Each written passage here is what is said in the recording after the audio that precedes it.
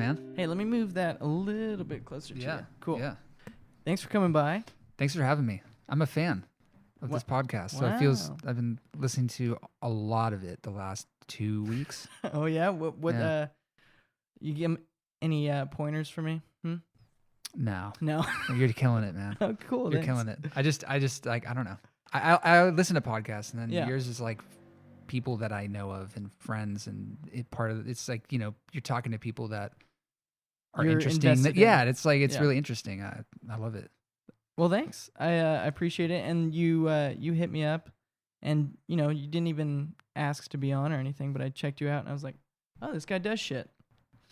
I just liked your podcast. I was like, this is awesome. Well, no, I mean, I appreciate it, but then I looked you up, and I was like, oh, this guy, like, he does stuff and like would be interesting to talk to.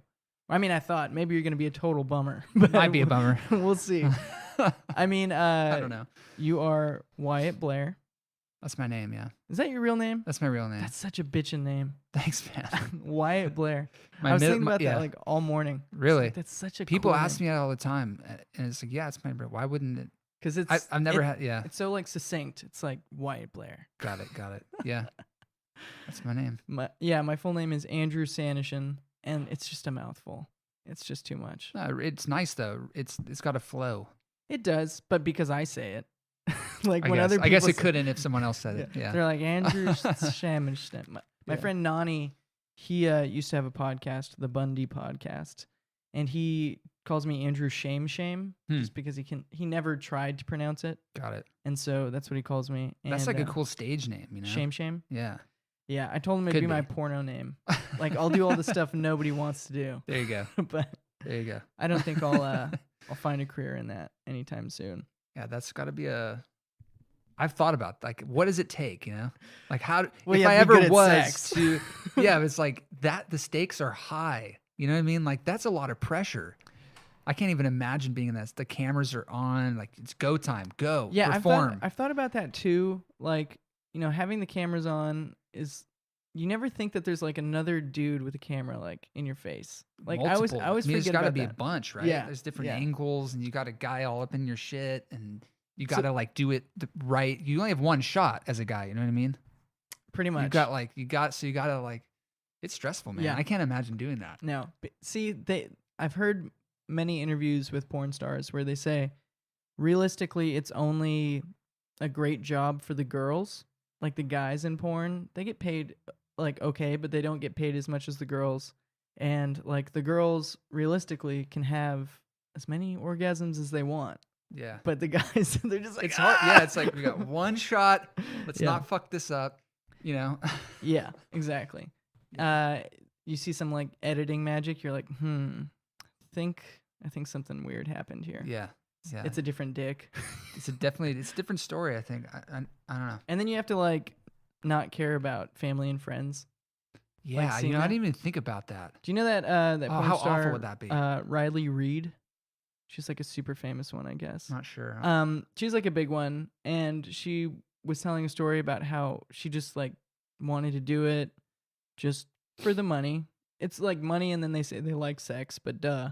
And she just told her parents, and they were like, I know, you'd think I couldn't do that. Yeah, but I wouldn't do that if someone paid me a lot of money to even joke.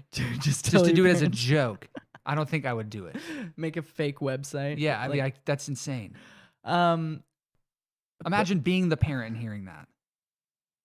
Well, this is the weird part. The parent, she says that her parents were like not totally they were fine cool with it, but then like the next day her mom and dad like had lunch with her, and they were like, yeah, it's cool. Wow. Yeah, I would not be that supportive. I'd be very skeptical. I mean, I would be bewildered. Yeah. I'd be like, what? I would be speechless. Yeah. I just couldn't. Yeah. I always think about like, you know, if I had kids, like I wouldn't care if they were, you know, gay or whatever. Like I think it's pretty much accepted these days. Well, I like to believe that. Some people don't accept it. But then I was trying to think, like, give me a thought exercise. What would I be uncomfortable with if my kids did? Obviously, you know, if they were addicted to anything, like addicted to drugs. Yeah. And then like I'm not going to normalize addiction. And then I was thinking, man, if they were like into like having multiple partners, that might weird me out. It might take me a minute. Like if they were like, these are my 2 boyfriends or girlfriends, I'd be like, okay. Yeah. Is this healthy? Is this good for you guys? Like that's always the concern with kids. Yeah. Like with me and my friend, I mean, I'm not into polyamory, but with my friends, if I mean, I do have friends that are, and I don't care because it's just like, dude, that's you. Do your life. But I don't know if I would care. I don't know. I guess it would depend on who they slope. were. For me, it's like most of my philosophy on everything is if you're not hurting anyone, and if this is if this is what fulfills you, I think I would still be that way with my kids if they're like, hey, I have multiple partners. I'd say, well, okay, if that's what floats your boat and you're not hurting anyone, then hell yeah. I think I would come around to it, but realistically, I think I'd be very worried that it was damaging in ways that they couldn't yet realize. Yeah. You know what I mean? Yeah. Because like love is difficult anyway. So true. adding That's multiple things in there, it's like, that's difficult. I don't know if I'd be able to do that. But yeah, I feel the same way. If it's not hurting anybody, go for it. Yeah, that's kind of mine. Because selling yourself, I don't know, just having Selling a yourself is daughter and different. having her be a porn, my mind would be just, I wouldn't be able to fucking what is she doing now? How many guys has she been with? How many cameras are on her? What the fuck? You know what I mean? Like, it'd just be this never ending. I think it's the worrisome part is like, where's their mind? Like, your body they're is a piece of you. They're your kid. They're like an extension of you. See, I've never gone to even a strip club. I've never gone. I'm not against going. I've just never been like, yeah, let's go to a strip club. But I have the feeling that if I were to go, I'd be like, yep, this is what I expected. Yeah. Like, all right, here we go. Yeah. Okay. It's just, I'm too emotional about it, I guess. Like when I think about humans, like there has to be something else they're good at that they're just not given the opportunity to fully express. And I hear the argument for like people saying, well, it's their body, let them do what they want. Yeah, I'm not saying they can't. Yeah. I'm just saying like it makes me sad sometimes to think that possibly there are people in that industry that are only doing it because they think they can't do anything else. That's the part that bums me out. Yeah. If they're doing it, on their own volition, that's fine. But whatever. Yeah. Great way to start a podcast. Yeah. Immediately talking about sex. Well, you do a bunch of things. You're a musician. You also are the founder of Lolipop Records. And who was it that was on live TV that was wearing your Lollipop Records shirt? Oh, it was the guitar player in Weezer. That's put out funny. He's in a band called The Relationship that we put some singles out with. That's very cool. Yeah. Was it when he was playing with Weezer? Yeah. That's pretty cool. Yeah, The Relationship. Yeah, they play. I think they're active. They're not, playing all the time, but they play here and there. Right. They're great. Cool. Good yeah. stuff. I had seen the Lollipop Records t-shirt around maybe starting for me 3 years ago. That's when I started going like out to the Echo and stuff like that. Got it. So I think that's when I started even just getting into the 2016. Yeah, something like that. So I started getting into the music scene, I guess, around that time, and I started to see the Lollipop Records t-shirt. And first of all, simple, great design. It's just like Kid Pics, man. Kid Pics? What are you talking about? I think I fucking made that in Kid Pics. What's Kid Pics? You remember Kid Pics? Mm-mm. It was like a built-in program on those super old Macs. Mm-hmm. It was basically like Pages or something. It comes with Apples, but it's for kids. Oh. And you can just put little shapes and put like letters in the shapes. Yeah. And I think I just had Kid Pics on an old computer and I made that. It's good. I mean, it's a simple like design that pops out. And I was thinking too about other designs that use like hearts, and yours is pretty damn like it separates itself from like other ones, like because that t-shirt design, the white with the red, can look very like you could maybe think that it looks like the I Love New York t-shirts, but but it doesn't look that like was that. kind of the inspiration though. Oh, okay. That's where that was definitely an inspiration for it.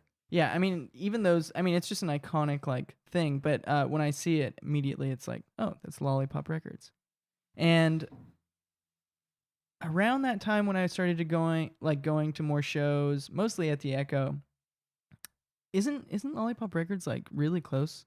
Yeah, to the Echo? our first location was just underneath it. Right. We shared the same walls. Oh, Yeah, okay. it's just below, because the Echo's upstairs, and you take the stairwell that goes down to the Echoplex, Mm-hmm. and right underneath the Echo was us. Oh, okay. Yeah. Yeah. So you could like see it from the bridge, I think, when you Yeah, parked exactly. like in the bank. Exactly. That's where I would park. Yeah. Anyway, I like the design. So you said you like officially started it 2013? That's when the store opened, and we Okay. were more official. I mean, we were doing stuff before that, but it wasn't, Yeah. a full on. It was, So very is it sporadic. Is it kind of the thing where you're like, I mean, what happened first? You like put out tapes for people? What were you doing? Yeah, I mean, at first, I was a senior in high school. I was just graduating high school, and What year is this? 2010. Okay. And I graduated high school. I went to college, and I only lasted for 3 months and then dropped out and fucking hated it. I couldn't even sign up. I hated it. And then, it's Where were parents you were trying to go? upset. Well, I got this like crazy awesome scholarship to go to LA Music Academy. Oh, It was okay. like, wow, this is really cool. I'm going to give this a shot. And I just hated it. Right. I literally walked out. What was the thing that bugged you about it? The straw that broke the camel's back was this one specific class that I was in. I went for drumming, Okay. jazz drumming specifically. And the teacher was telling me that I can't hit the kick drum with my heel up, because I hit my kick drum with my heel up. Mm-hmm. It feels better to me. Yeah, I think You know that's what how I mean? I do it. Yeah. There's more bounce thrust. to it. Yeah, but he Yeah. was saying, no, you can't do that. Real jazz drummers have their heel down. And I don't know, something about that moment, maybe it's just me being neurotic as fuck. I was like, there's no right or wrong way to do anything. Yeah. If I want to hold my sticks like this or do whatever with my hands, and that's my style, you should be influencing me to be better at my style as an influencer, as a teacher. They weren't like harboring actual ingenuity. They were just Like, I this get- is right, this is wrong. I get what they're doing. Like their job is to teach you like a craft, but that seems like And such that's a one minor detail. Tons of things like that. I wasn't holding the sticks right. I was hitting the ride cymbal too hard. I wasn't reading the music the way I was supposed to. You're not. It's reading just the way you're supposed well, yeah, because like you could cut sections off and you Mhm. could rewrite sheets so it's easier. And I would make cheat sheets for myself. Oh, okay. That's not cool. You can't do. I mean, all these. And I just felt like I was really. It's like I'm not. I don't want to be like you. I want to be Yeah. like me. I want to have Yeah. my own style. I want to forge these new creative ways of playing drums. And at some point, you just were no longer willing to, go along with the plan, because my thought process would be and the final was what really killed it. We had to write our own thing, our own piece of jazz music, and write it out. And I wrote it out and did all of the back end stuff, but I recorded it because I'm a fucking nerd, and I recorded shit to a cassette, and I played the cassette back through the like audio system in the classroom and played to the tape. That wasn't cool. Like, I was not supposed to do that. They failed me. They said I had to present the piece and play all the parts in front of them, and I had to get members, like people in the college that played other instruments, to play with me. Got it. And I said, well, I was trying to do something different where I could, play a cassette tape, and I warped the time on it. So it was like a really weird time signature. Yeah. And they were just not cool with that at all. And I don't Sounds know. like something about it just, I don't know. If there didn't was like it. some, I mean, if maybe you had a teacher in there that was more willing to be like experimental, maybe it would have been more fun for you. Yeah. And I don't know. I was just, It's just shitty when somebody like you have a skill. So I'm assuming you're decent at the drums then. I'm okay. Okay. I mean, But it's the but first instrument I learned. It's how I got into music. And but you have fun with it for yeah, sure. oh yeah, I love and then drum. it stopped being fun Because because of yeah, that. well, that stopped being fun, and I just didn't like the fact that they were trying to groom me to play like them. I felt Yeah. like they were grooming me to, like, all the drummers were being groomed to play the exact same way, Mm-hmm. and I just didn't So like it's that. almost as if they're just making session guys Yeah, kind of. and That's not what it felt like. like Yeah. making musicians that are going to stand alone.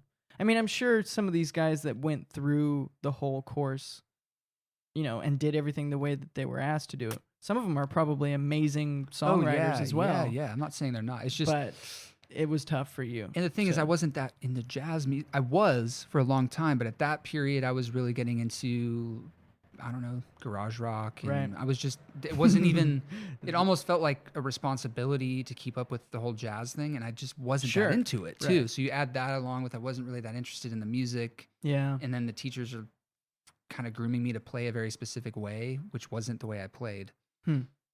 So then you quit. I just left. You just left. I left, yeah. And were your parents pissed?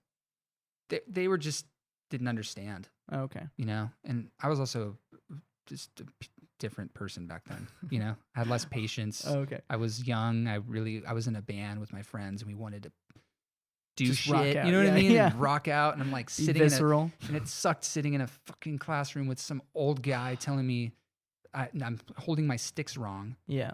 I'm like, dude, there's no wrong way to hold sticks. It's like people are spending all this money to come here to have teachers tell them how to hold their sticks. Come on. That's kind of weird. Yeah. And, Well, it's like you should, that seems like something like once they're there and they can at least play, you should gloss over all that stuff. Like, get into forget the real about- shit, Yeah. you know? Yeah. I was wanting to learn how to write sheet music better, learn how to, Mhm. you know, and it never got to there. It was just always pinpointing little things like my feet and my hands and cymbals, and I'm hitting the snare drum at the wrong angle. And There's something extremely strange about teachers where, you know, they do something over and over every year the same way. Maybe, you know, they get a wild hair and get interested in something else and start teaching something a little bit different. But it's like they're so focused on tradition. Like every teacher doesn't even just, you know, have to deal with music. Like it's all about tradition. This is the way we do it every single year. It's like, that's almost like the army, how the army does it.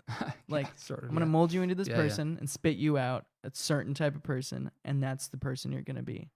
But it's it felt very, very much like that. strange. So I left, and that's what spurred me to start Lollipop. 'Cause Okay. I had specifically one band named Your Ugly Sister, who's just, they were younger friends of mine that were still in high school, and I Yeah. just thought they were so fucking cool. Nice. They were so great. And but down in South Orange County, there wasn't anything. I mean, up here, the Berger Records have been around since 2008, 2009. Sounds about right. Yeah. Down there, and especially there's a big difference when you're young, and you're not driving. So this seems like a different country up here, you know?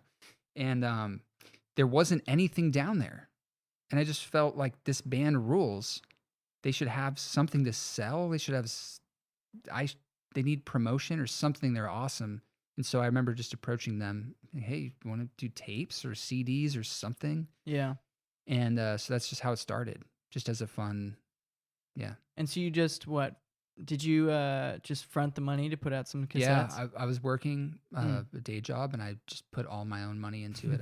I paid for their tapes, and then that paid for another band's tapes, and just was very slow, you know? Yeah. Very slow. And eventually I moved to LA with the band I was in. Which band was that? It's called Mr. Elevator in the Brain Hotel. Oh, okay. Yeah. And I know. They've definitely popped up on my Spotify. I know that for sure. Yeah. Yeah. It's a very memorable name. We moved to LA as a band to, I don't know, we were just fucking bored down there. We wanted to play and travel So and you tour. that was like, you guys were all South Orange County? Yeah, we're all from Laguna area. See, I've heard, so there's a few bands that I really like that are South Orange County, maybe even more south than that. Where's Oceanside? What is that considered? That's North San Diego. It's really close to South Orange County. Okay. Yeah. So this band Moss, I like this band Moss, and they're young kids. Mm-hmm. Maybe just, I don't think all of them are 21 yet. And they fucking rock. And they came on the podcast here, and they were telling me how cool it was that I was so close to Berger, and that like they don't feel represented by much down there. Yeah. And I'm like, oh, that's so funny because I don't like feel that. I mean, like I go to Berger all the time, but it's almost like I took it for granted that there was something right here. Yeah. Because when I think about Fullerton, I'm like, yeah, we got Berger, but there's not that many bands from Fullerton. Like it's just they I don't know. It's like a hub for, I don't know. It's like a fairground for music. And even though Oceanside's pretty close, it's pretty kind of far when you're young and you're not. Maybe not everyone has a car, and, it's just super everyone's far away. broke. Yeah, it's so just it's a whole different place. Yeah, and I felt like I wanted to fill that void in South Orange County at the time, just because there wasn't anything. And the bands weren't represented, and I was bored. I wasn't doing anything really. So you guys all moved to LA? Eventually, we were down there for about a year after I left college and stuff. Which is the most fun time probably my life that year. We rented this fucking room next to the beach, and we would just jam and write and party. It was like where we got all of our shit together. And then I hate you so much. Eventually so moved. fun. It was so fun, dude. I think about it and I just grin. It's like such a fun time. Yeah. And I spent my good right out of college in my parents' house just doing drugs. Yeah. So like it was fun, but looking back now, I'm like, I wish I was in a band. I wish I did something productive. Like basically, I did what you did. I just did drugs with my friends. Yeah, but I did drugs alone in my fucking apartment with my other roommates, and it was bad. It was bad. So yeah, I mean, I'm definitely jealous that you at least, were with your friends playing music. And so you go to LA. Yeah. And you get to LA, and where in LA are you living at first? Well, this is now 2011, and we wanted to move to Silver Lake because we thought that was the cool place to move to. And in what year? 2011? Is that what you said? I mean, yeah, for sure. It was cool. So we were like, God, let's live in Silver Lake, but we couldn't, and so we got this house in Echo Park. That was, I think we were paying like $1,000. It was a standalone house with a yard. It had a basement where we would jam. You can't get that anymore. It's crazy. Yeah. Then that was a whole other crazy time because we were all living together at that point, full time. And we're doing the band almost full time at that point. And everything was at our house. We practiced at our house. We made our merch at our house.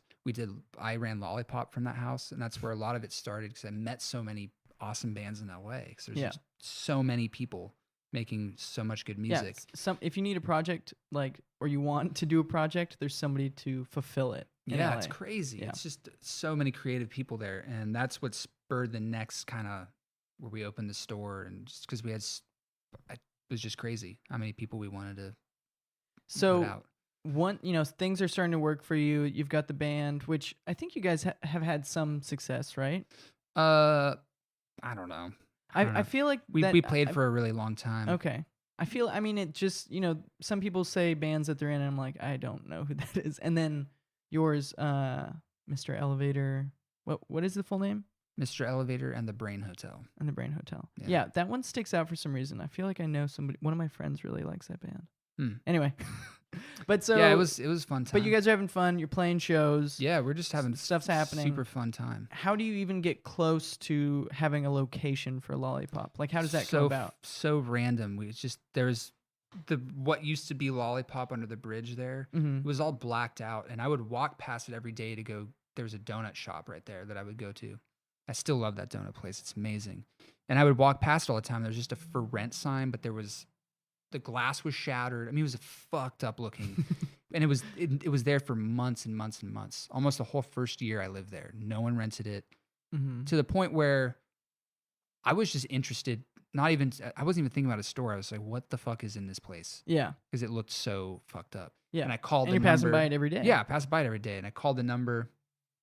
And we look at this place, and it's just what you would think. Dingy, cement, long, kind of like a New York style, long room.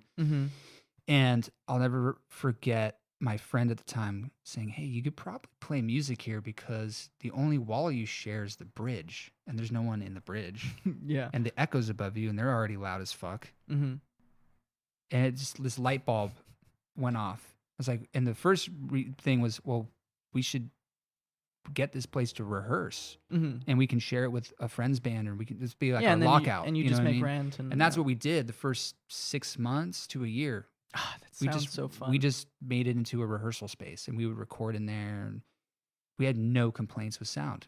Because it was shoved in the corner by this bridge, and that's just what we did for months. And then the space next to it opened up, which shared a wall and shared an entrance, tiny.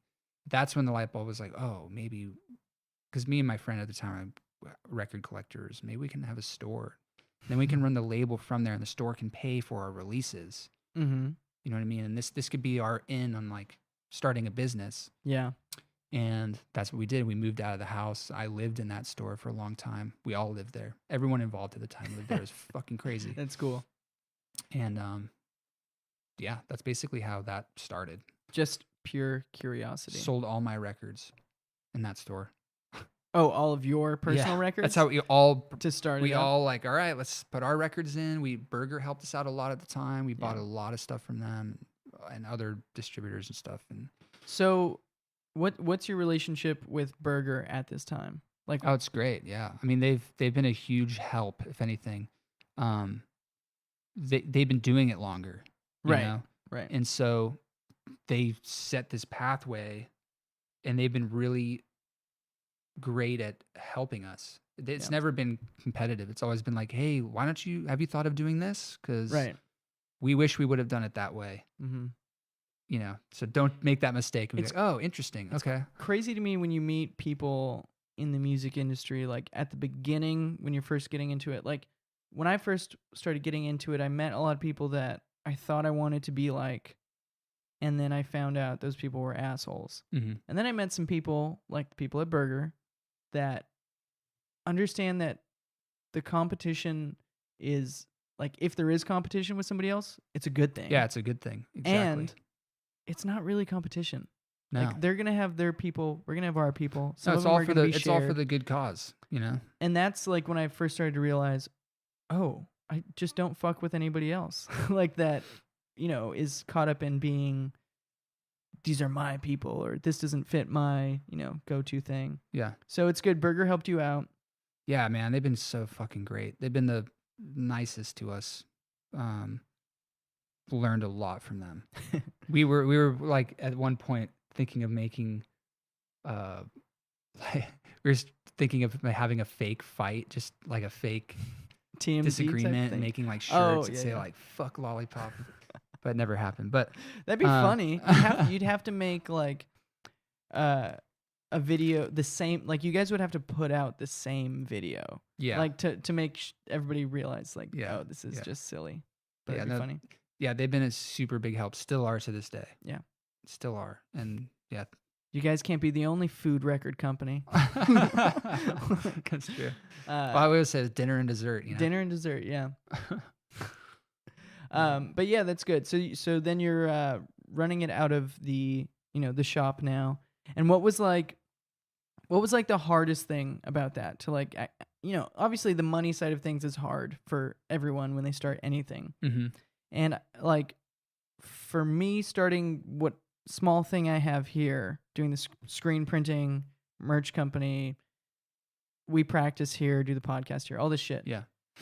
The hardest part for me is like just being organized enough to make sure nothing like slips through the cracks. Yeah. What would you say was like the hardest thing for that you was guys? The hardest thing. Because you nailed it right on the making sure everything's. Wait, they're coming now? They were supposed to come now, and hey, you're supposed to open up the shop, but why isn't the shop open? And then we'd get phone calls. I'm here at the store. Where is? Yeah. Hey, you were supposed to.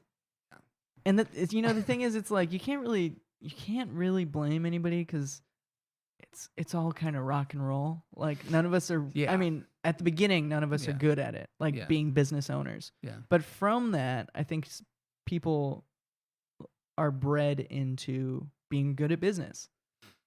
Yeah. I mean, I'm still bad at business. That's the thing. I'm bad at it too. I'm so bad. But I'm not a business guy. I'm definitely a lot better than I used to be. Yeah. Same.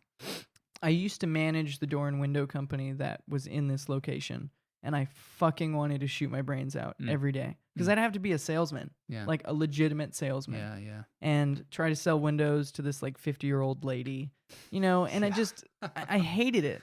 And then there came a time where all this just kind of fell into place. Yeah. I just bought screen printing equipment and was like, yeah, sure, I'll print shirts for the Continental Room. Like somebody just asked me to do it. Dude, that's great. And then, you know, it just kind of came from there. But what I realized was that I had no fucking idea what I was doing, like at all. And even though I didn't know what I was doing and it was hard, it was a lot better than being a salesman for something I didn't care about. Yeah, absolutely. Because like Lolipop Records, you're making money off of, you know, people coming in and doing events or whatever you do. But at the same time, I'm assuming you feel like you're actually giving them something back. Yeah, I mean, I don't know. It's a tug and pull thing with me because it started. Man, if there's one mistake I could learn from, it would not be the business and personal. Mm-hmm. Got to like learning to separate that was really hard for me because it still is my life, but now it's my business life. It's not how I identify. It's not how. It's not like the sun in my sky. It's finally like separate from you. Yeah, and it was really hard to get to that point. I should have been in that mode from the beginning because there was certain business moves and things that hurt my feelings. Mm-hmm. You know, bands leaving the label, going somewhere else. So, you know, just things like that. That shouldn't. It's just business. It's just how it goes. Yeah, my first ever like big client, where I was printing a bunch of shirts for them and making more profit than I had ever seen like in my life, you know, going to my bank.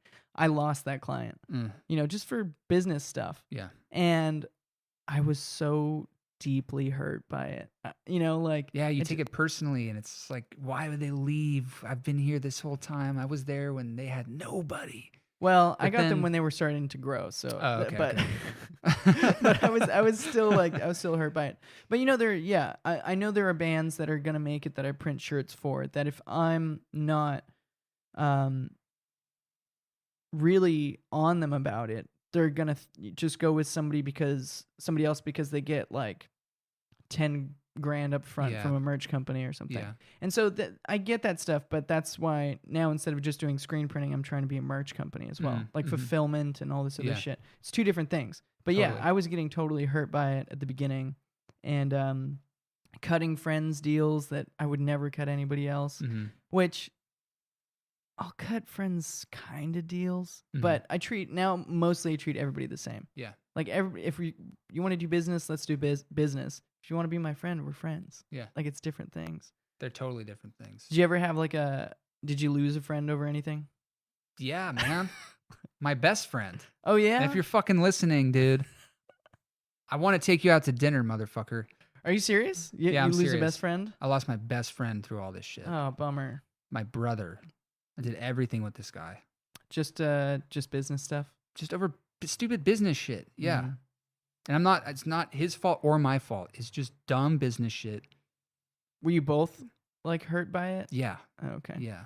We don't have to get into it, but it's it was just, you know, it was just very typical, you know, I was more involved with the label. He was more involved with the band. We were having heated arguments because I didn't want to travel anymore. I was touring a lot and I wanted to be at the store. You know, my whole purpose at the time was the label and I wanted to put out bands' records. And sure.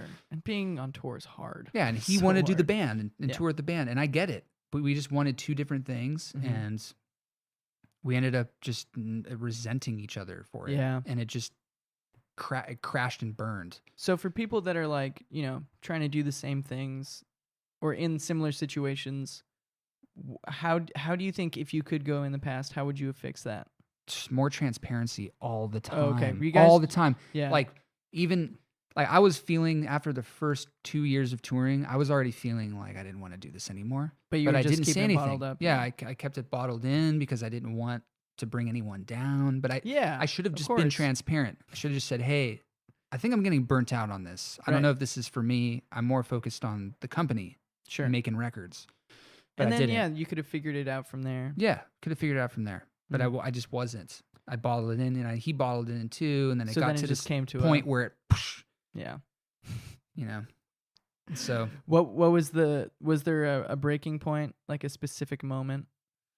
When we were figuring out like our percentage of ownership of the company is where it blew up. Got it. That's hard.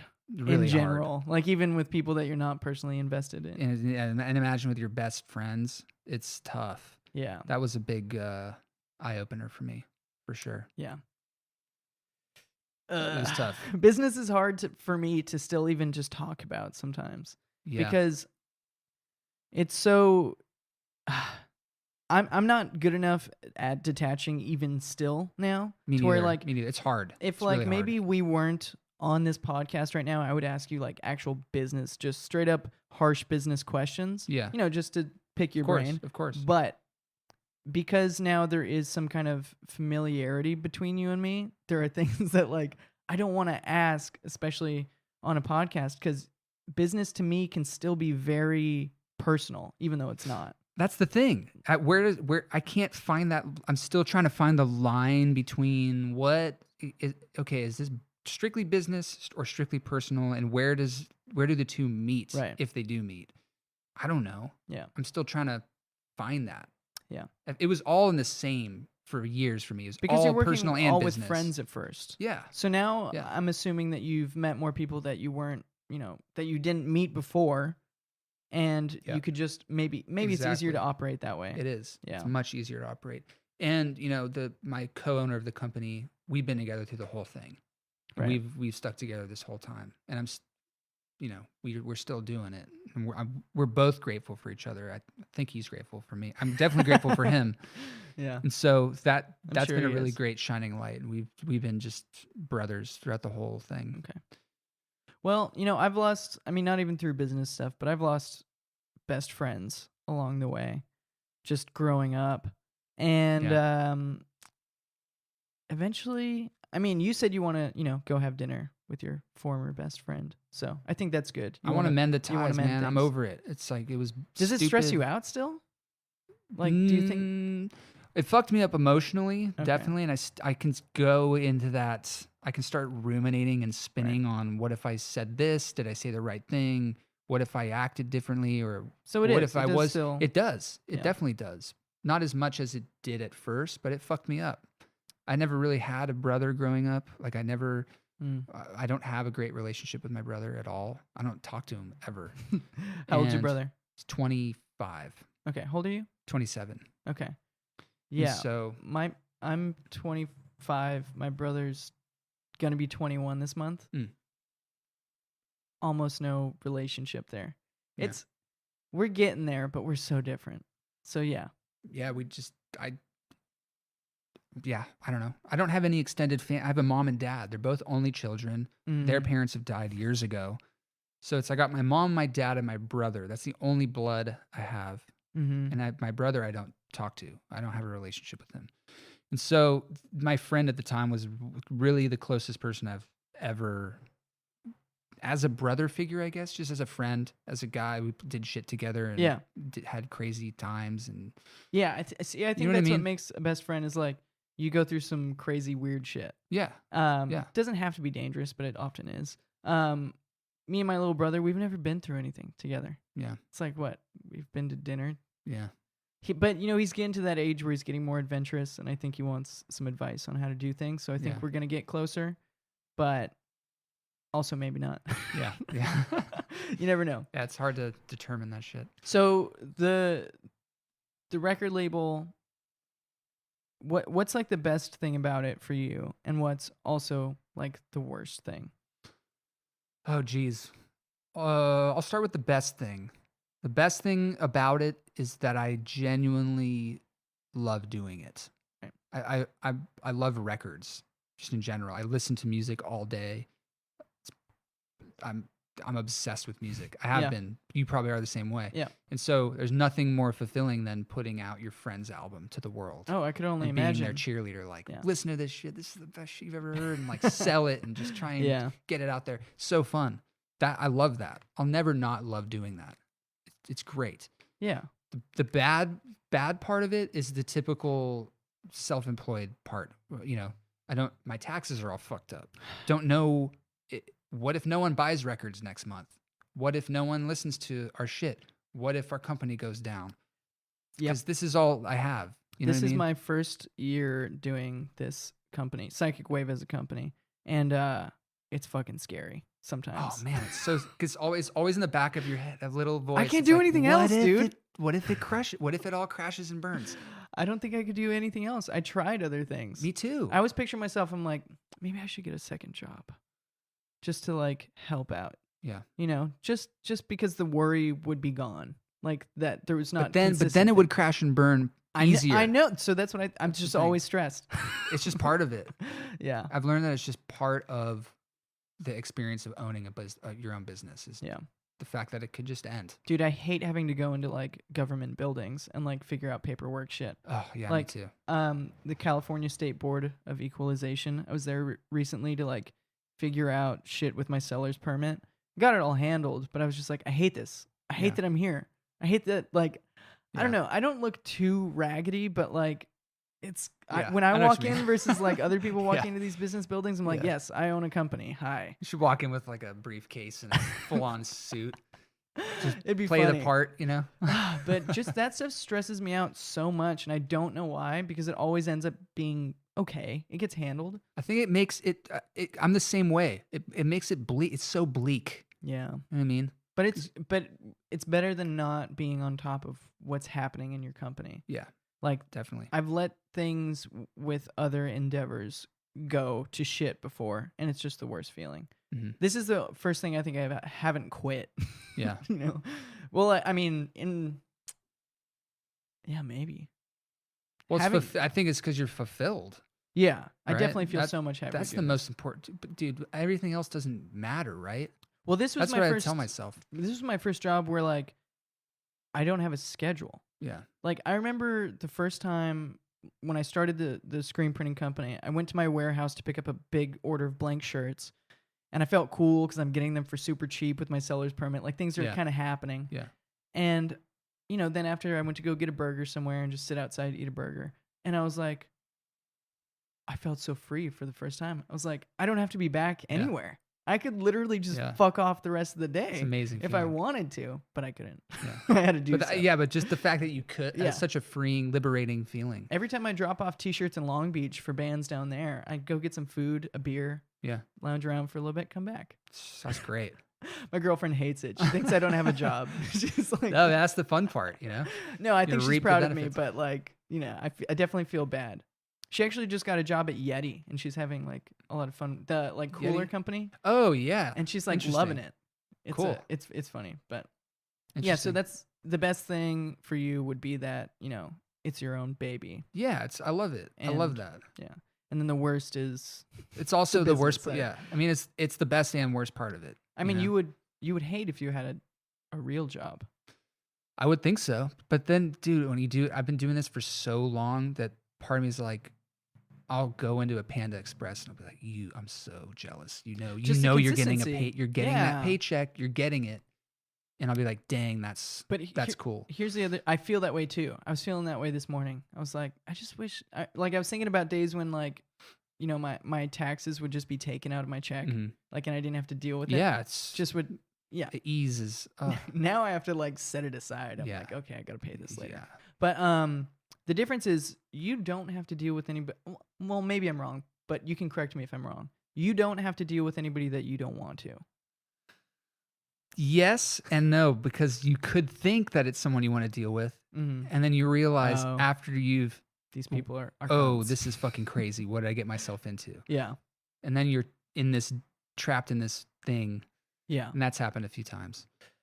I think the worst part about owning a business is like the slow periods when you're first starting it up, because then you're just like, what did I do? Yeah, that's the toughest. So it's hard to get the like the ball, like I don't know what the word is. I guess it's momentum. Yeah, it's momentum. It's really hard getting the momentum, dude. So I found the hardest thing for me, like one of the hardest things was like, actually today was hard for me because I've done 3 podcasts. Wait, I'd say 4 really good podcasts in a row. Mhm. Like I was fucking around doing podcasts with friends and stuff for a little bit, but I got back from Austin and I was like, I've got so much free time now. My girlfriend's doing her job in her coding program in Austin, so I've got so much free time. Yeah. So I was like, I need to do something or I'm going to drive myself crazy. So I just booked a bunch of shit and I tried really hard to get like good people for a podcast, people that do stuff, and you know, people with biggish followings, just to kind of push it, reach higher. And I'm so fucking tired right now. Like I'm so tired, and I wasn't like, I was never gonna call off this podcast because of the fact that I know that like, dude, the momentum's here, but the hard part is like, I'm also human, and I'm tired, and today I'm depressed for no fucking reason. Actually, I have been eating like shit. Maybe it's that. Welcome to my world, dude. I feel you. So, you know, I'm in this mode and I'm like, I got to do this thing. I'm excited to do this thing, but at the same time, like, I could also use a vacation. Yeah. But I know if I stop, if I didn't do this podcast today, or if I don't, you know, do band practice tonight, you're hurting your baby. Yeah. And so that's so hard, man. That's, you know what, I don't want to bum you out. It's always going to be like that. Yeah, I know. My dad started his own company, and he did pretty damn well, and he was in bands and stuff. And he told me, he was like, dude, if you're not tired and stressed out, you're not working. You're not doing something right. And I was like, fuck. Damn it. I thought it would be easy. Yeah. I guess, though, recognizing it, that's really important. Just recognizing, all right, this is the feeling of possible moment. This is what it feels like to have a business and be working towards something. Yeah. I'm going to get stressed. I'm going to get depressed. I'm going to this and this and this, and just like prepare for that. You know, you kind of, I mean, I've been told that like, if you keep the momentum going, that it becomes easier to deal with the stressful situations because you've done it a bunch of times. But yeah, it does. It gets, But yeah, it does. You know, there's always if you're trying to grow a business, not just like maintain a certain level of business, new things are going to come up, and that's going to stress you out. Yep. So, but at the same time, if you grow, you might be able to hire someone to help you do this podcast. You might get a little I've bit been thinking about it, dude. Things that get off your back a little bit. Yeah. And so that makes it easier, but then you have more, I don't know, it's just this ever going thing. So I've had the thought of, I mean, the next thing is I have the ability to go live, but I don't have enough technical knowledge to know what my issue is with that's some probably audio stuff. Complicated, huh? There's some audio issues I'm having going live, so I don't know what it is. But so yeah, if I was to hire somebody that knows about audio engineering or you know, video or something, that's awesome. But the next thing is get 2 cameras. Oh, you know, over the shoulder to you, over the shoulder to me, and have somebody control going back and forth, going live. Production value goes up, but at the same time, giving that control to somebody else is difficult. A little bit.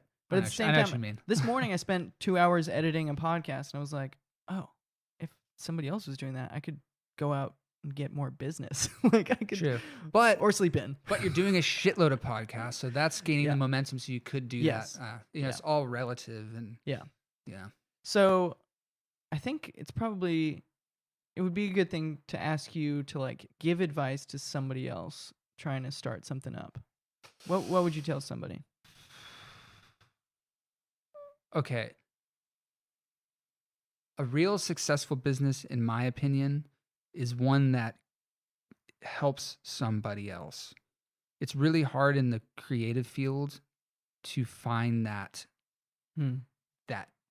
like you're helping bands with merch. You're helping they're making good money. Yeah, and you're helping people learn more about other people. I mean, you're providing a service in a way. Right. It's more fulfilling than my old job. Yeah, but you're also providing a service to the world. It's hard sometimes, like as a musician, what service am I fulfilling? Entertainment? There's tons of entertainment. My advice, I guess, would be to really think of a way you can bring joy or bring something special to somebody that's more than more than what's already there, more than just going to a show, right? Buying a record.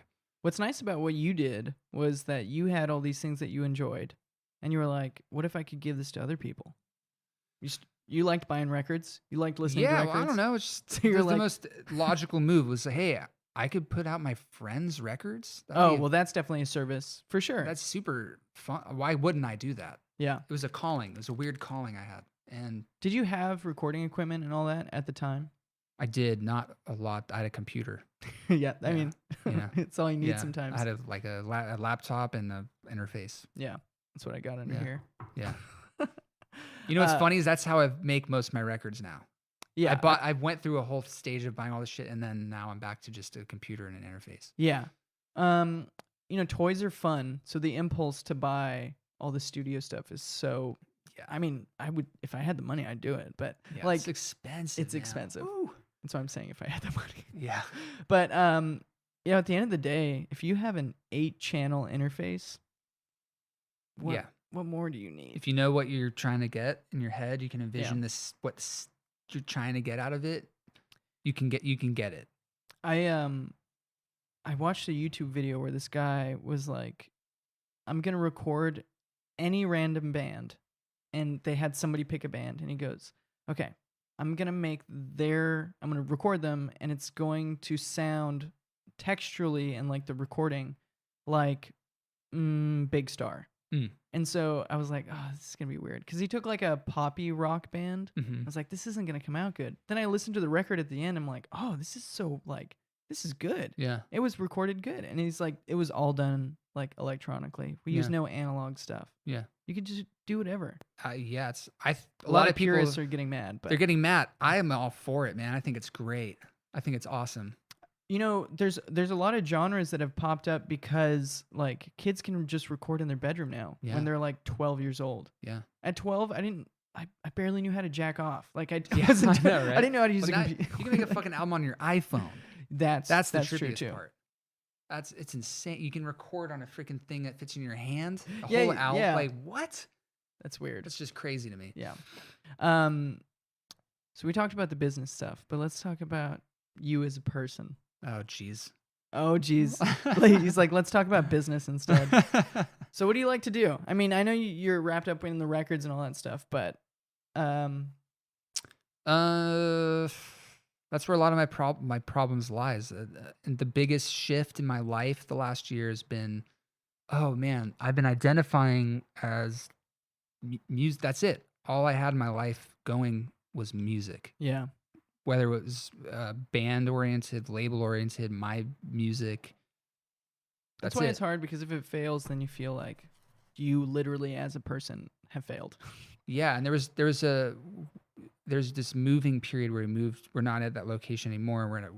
Moved into a warehouse. Okay. And in that period of time, it was just weird not having a place to go. And I left LA. I moved to Arizona for 1.5 years. Oh, really? Yeah. I just moved back here 3 months ago. Oh, welcome home. And I just... or wait, did you grow up in Arizona? No, I grew up in Orange County. Oh, that's right. That's right. My folks moved out there 4 years ago. Cool. So I go out there to visit them. Where in Arizona? Prescott. Okay. There's there's like Sedona, Flagstaff, and Prescott. It's like makes a triangle up in that whole area up there. It's pretty.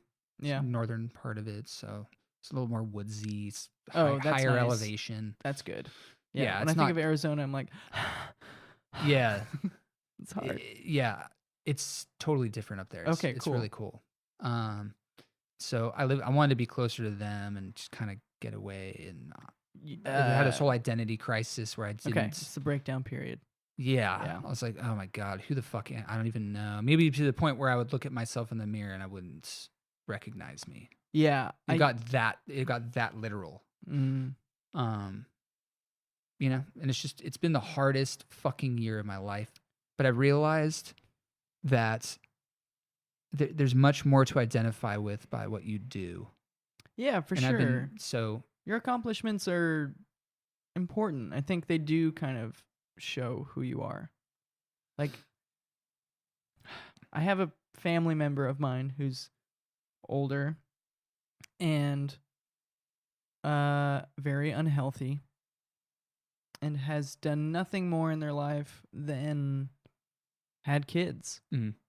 And they're like, that's what I did with my life. I'm happy about it. And I'm like, really? You don't want to like go on a plane? You don't want to see Europe? Doesn't have a license. Never really had a job. And I just look at how that person in my family acts on a daily basis.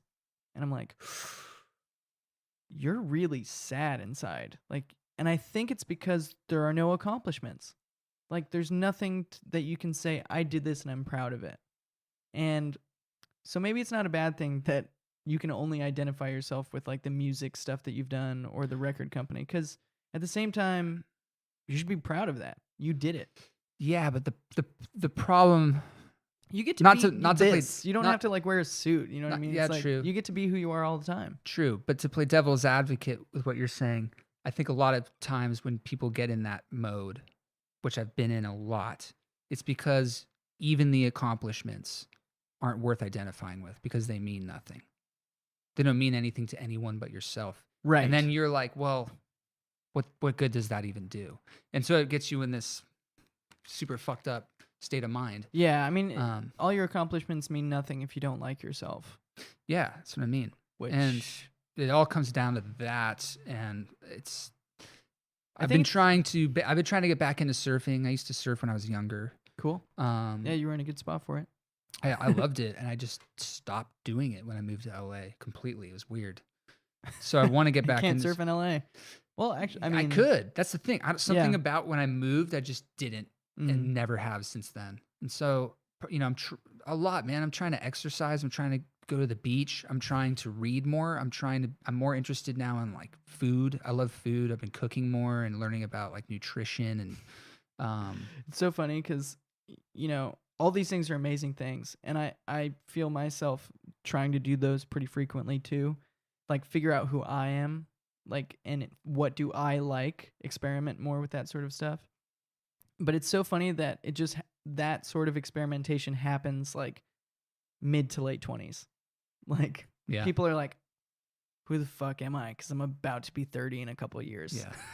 Like, I better figure this shit out. Yeah. It's good though. That stuff is, exercise and eating right. I think if you're going to do 3 things, I guess that like above all else, to try to make yourself happy, like emotionally, eat healthy, exercise daily, get good sleep. Yeah. Those 3 things, then try to figure it out from there. But like those 3 things even are so hard to do. Yeah, that's like the building blocks. Yeah. For sure. Like, but being depressed makes it to where it's like, dude, I just want a cheeseburger. I should eat a salad, but fuck, that cheeseburger is going to give me that instant satisfaction. Fine, I'll have a salad. The depression is a cut. The only way I can describe it is you have a cut, right? You get something in your life cut you, and it's this open wound. Yeah. And your depression is the Band-Aid, right? That's you're trying to just. I don't want to look at it. I don't want to see it. Yeah. That's where the cheeseburgers and the fucking cigarettes, the chain smoking, the fucking drinking, finally the cake, stopped cigarettes, the cake, the sad movies, the sad songs. I like sad movies though. You know what I mean? Yeah, but I get, yeah. And that's like this Band-Aid. The only way to fucking, and I'm not one to say I take meds and shit. So I still have a Band-Aid on, but it's taking it off. Yeah. And just being like, I'm well, gonna you let are this addressing fucking it. heal. Like, it needs to get air. It needs to scab, and the scab is gonna look gross. But I got there's no other way around this. But just fully understanding your depression, 100% in and out. See, I always feel like I have a super tough time. I agree with you, by the way, but I feel like I have a super tough time, like knowing whether or not I have depression, or whether or not I'm just making bad choices. Okay, because it's like, I used to think the same thing, and I wouldn't know how to distinguish if it was a problem or not. Because sometimes I'm like, I'm just being a piece of shit. Yeah. Like, if I wasn't, I would feel good. Yeah. That's how I think. But then I try to push myself and like be constant with exercising and eating right and being happy, like those things. But I can't ever go too long before I fall off again. Yeah. That's the hard shit. But then it's because I'm being shitty again. True. That same thing. I was the same way. Actually, your exact same age at 25, to the point where I was like, maybe I should talk to a therapist or something. Maybe I should speak up, because it got to the same thing where I'd feel great for a while, and then I would fall off the wagon. I'd be back smoking. I mean, shit just would fall off, and then I would feel like shit. Right. Like I didn't want to get out of bed, and fuck the world. There's no point to anything. What am I doing here? What is all this? And so I was like, all right, maybe I should talk to someone. Maybe that would help even things out a little bit. Mm-hmm. And sort of did, helped at the time, but it was the same thing. I ended up feeling better. Yeah. But then it got to a point where I didn't know what I was doing everything. I was exercising. I had a healthy relationship.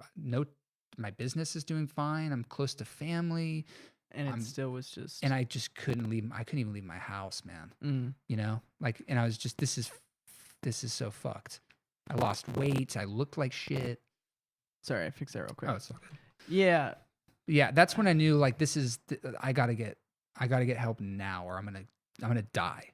It was like a life or death situation for me. Yeah. And that was what was the straw that fucking broke the camel's back. I know I keep saying that, but that when it was like, I can't even leave my house, dude. Like, it was See, I think the only time I've ever hit rock bottom, which I've done a few times, I always did it with drugs. Mm. And so my personality allows me to, like, leave the house and not sit around for too long and, like, wallow in it. But I think when I have hit rock bottom, it's been like, oh, I drove super drunk and, like, don't remember it. Yeah. That's where I'm like, something's wrong. Mm-hmm. Don't do that anymore, by the way. But then, like, but like, and then, but there are those moments where it's like, dude, I need to reel this shit in. Luckily, I'm a lot better than I was, but at the same time, as things are getting better, it's like, sure, I don't have the alcohol problem that I had before, or I don't do drugs, but why do I feel bad for no reason? Yeah. And, it's funny too, because I have, my dad, he's like, I'll talk to him about it. I'm really close with him. Mm-hmm. And he just goes, people feel bad sometimes. Just go do something else. Get your mind off of it. And I'm like, that's it? And he's like, yeah, you're fine, dude. I'm like, but what if I'm not? And he's like, but you are. I'm like, so what are you saying? And he just tells me, he's like, just be healthy. That's all you can try to do. Yeah. And sure, like, I mean, you eventually, got on medication. Is that what you said? Well, I had to, man. I had no other. I mean, it was... It was make or break. It was very physical. It got so mental to the point where my body, I was I'm already a super skinny guy. Mm-hmm. I'm underweight. I've been underweight for a long time, but I went way under. I mean, I look like a freaking skeleton. Mm-hmm. I couldn't even. I remember going to Starbucks and just like, I wasn't even on Earth. That's the only way I can describe it. Just wasn't on Earth. I wasn't even. It was a bag of bones, you know what I mean? Yeah. And I didn't know what else to do. I know there's such a stigma on medication. And no, I don't. I mean, there is, but I don't. I think the stigma lies only in the fact that America has a prescription addiction. Yeah.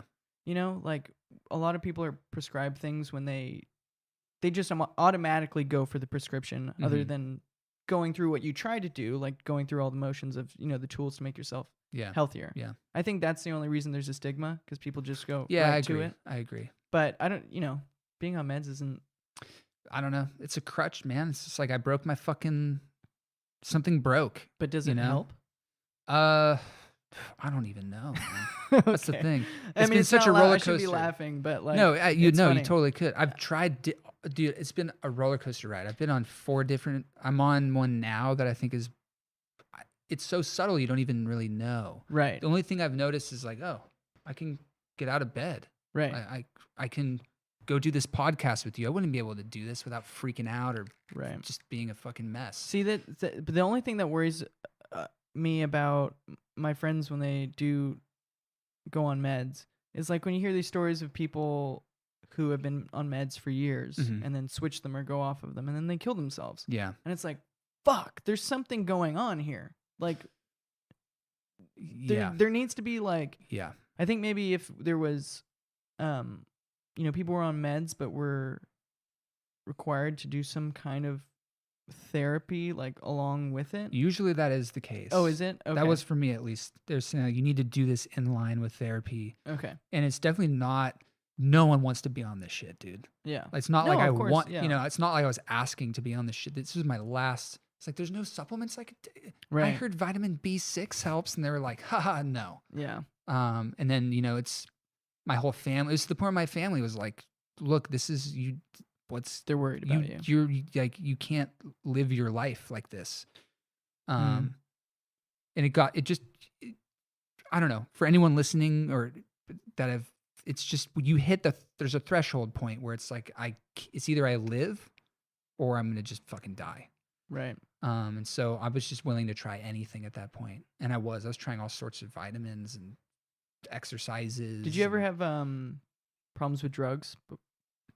No, I mean, I've done drugs, but I've never had an addictive. I've just never had an addictive personality. Good for you. Yeah. Well, that's good. Then that doesn't worry. I mean, I'm not worried about you anyway. Like, I feel like you're fine. I mean, I'm hoping it's I don't view it as like I'm going to take this shit for the rest of my life. Well, it's that's like, good. I'm thinking this might help me get out of some. You're using it as a building block.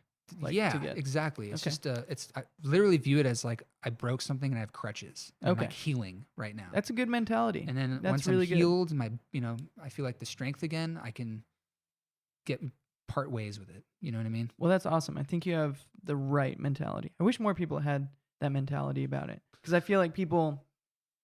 I mean, there's every person's a different case, so yeah. I'm speaking very generally, but I feel like some people. They're like, okay, cool, this will fix me forever. Yeah, it's not a good way to look at it. No. Like, and actually, my doctor's the one that told me that, gave me that metaphor. Because I was so skeptical of that. I was like, well, I don't want to be on this the rest of my life. How could I do that? I can't be. And she was like, no, it's like you broke your arm or you broke your leg and you need to cast for a little bit. You need to heal.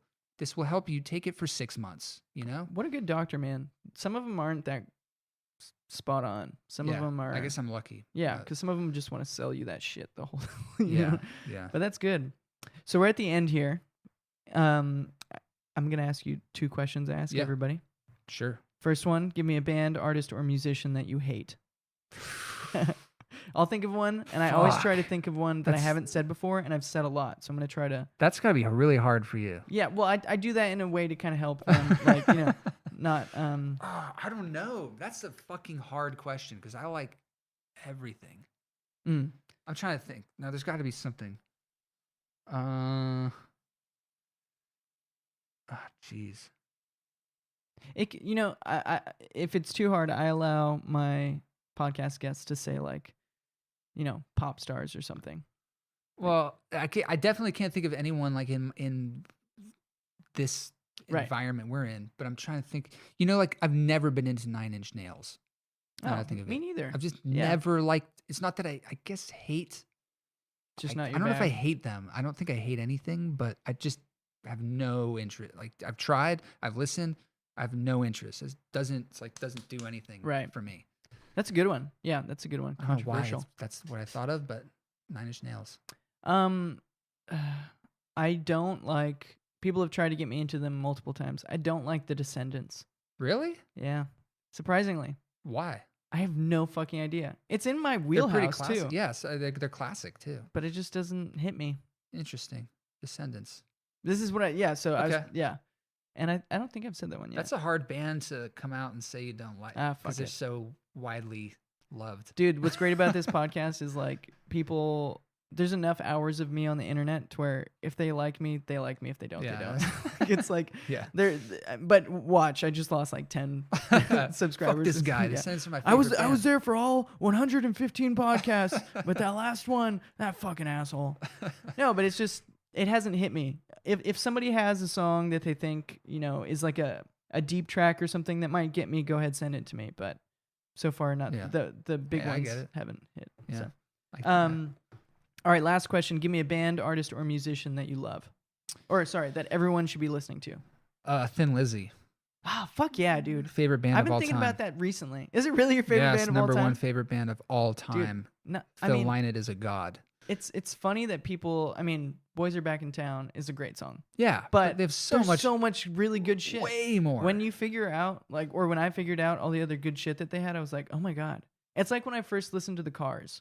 Oh yeah, they're the same. It's like I heard their hits and I was like, oh, that's a cool song. And then I went deeper and I was like, oh, these guys are weird. This is cool. They're weird. They're good. They have an arsenal of amazing songs that people don't recognize.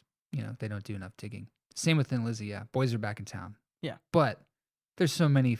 I mean, that's probably my least favorite song. Once you know their discography, you know what I mean? Yeah, there's some really good ones in there. Yeah, they're the good best. Good pick. That was a good one. Well, I think everyone should be listening to anybody on Lolipop Records. What bands you got on there? What's some good stuff you have? Tell people about Lollipop. I'm sure there's something. Well, the newest record we came out with is Mystic Brave's new album, which I love. It's great. Cheap Tissue's new album came out. Cheap Tissue's really good. I like them a lot. They're great. The Pesos new record came out. Geez, there's so much. You got a website? How can people? Yeah, how lollipoprecords.com. Okay. It's misspelled. It's one L. I always have to. It's like Lollipop Records, but I always have to subtext it with. It's misspelled though. It's with one L. But you should make a shirt like that. Just say it shouldn't even say. It should maybe say Lollipop on the side or something, but just have it say it's misspelled though. It's just one L. Yeah, and then only the people that know will know. No one got the pun. The whole thing was supposed to be LOL, laugh out loud. But it was like this weird thing. I thought everyone would understand that. Yeah, no one did.